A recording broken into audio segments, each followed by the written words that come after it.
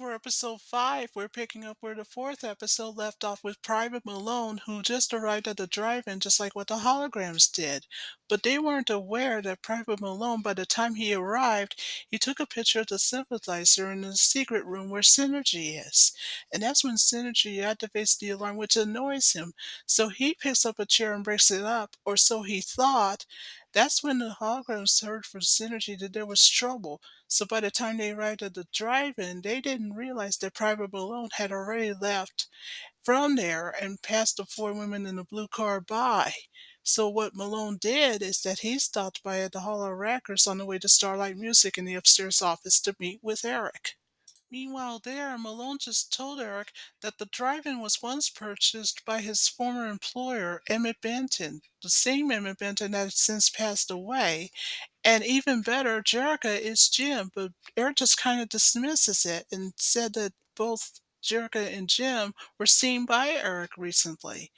And that's when Eric realized by looking at the picture of the synthesizer that Malone took, he figured, well, he might as well use it for his own personal benefit. And that's when Malone suggested that Eric should hurry up and get there, because the last time he saw it at the drive-in, he destroyed the synthesizer, or so he thought. So back at the drive-in, by the time that the holograms came back, that's when the synthesizer that Malone had broken up previously is obviously a fake. Synergy explained to Jurga that she had to do what's necessary in case of Malone arrived. Good thing she did so. So that's when Eric Zipper and his men had arrived at the drive-in, not knowing that the holograms had to hurry and load the synthesizer out the truck to move it somewhere else before the creeps arrive. At the same time, Zipper, Eric, and his goon had arrived at the drive-in, and as for the girls, they're trying to load the synthesizer to the truck as quick as they could while they find a place to hide. So by the time the Zipper, Eric, and his goon arrived inside the secret room, it was empty. And let's just say they didn't know, Eric and his goons didn't know, is that the Hoggers had already moved the synthesizers out before they could arrive. And let's just say Eric's not happy about it. So at the Starlight Mansion, well, good news, thanks to Asha and a little help from her friends, they put Synergy back together and plugged her in. And let's just say that Synergy worked just fine thanks to the hologram song She's Got the Power, and of course they're not kidding. So 2 days later is December the 6th of 1985. In the upstairs office, here you see the Misfits talking to Eric that the contest is that night, so it's his last chance to put the plan into motion. And he knows just exactly what to do. So when Ashley shows up minutes later to return the $30, because when we learned back in Vegas, she overheard Roxy and Stormer arguing with each other. So when Possess agrees to take the $30 back, that's when Eric decides to tell Possess that he has better use for Ashley. Back at Starlight Mansion, the girls were optimistic, the holograms that is, that they'll win for sure. That's when Jerica receives some phone call from Ashley. And then she hears from Eric next to tell her that she and the girls must meet up with Eric and the guys back at the drive-in. And they must do that in half an hour or else something terrible would happen to Ashley.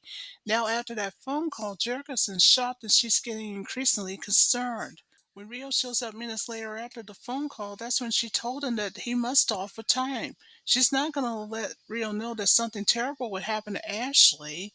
So while the contest is going on at the music bowl, Jim and the girls did what Eric said to do and met with him and the guys at the drive-in. Back with the Misfits before they were first to perform, they locked Ashley in the trunk. Back at the drive-in after a short-lived chase, that's when Zipper grabs Jim, and after losing her earring on the way, don't worry, she'll pick it up later. That's when Jim, the girls are surrounded by Zipper, Eric, and his men, and that's when they should have guessed that, yep, it was all part of Eric's plan.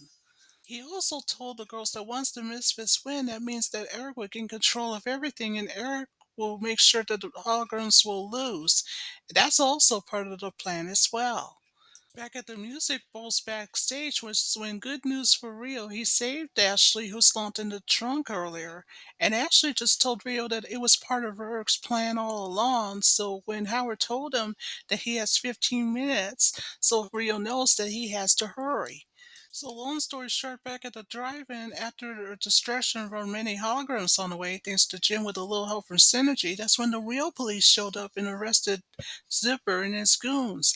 Luckily for Jim, she picks up her lost earring on the way, so now it's off to the music bowl, but they know that they're running out of time. Just when Howard was about to announce the winner, that's when good news, Jim and the holograms shows up at the last minute with their song, Music is Magic.